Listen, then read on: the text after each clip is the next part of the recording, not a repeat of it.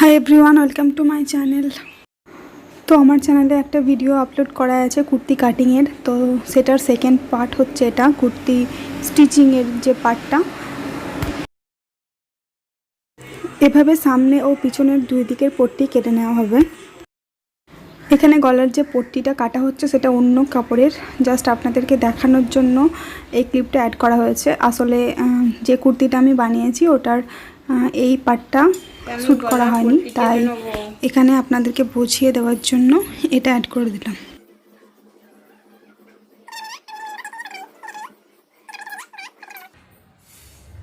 এখান থেকে 1-1.5 ইঞ্চি মতো আন্দাজ করে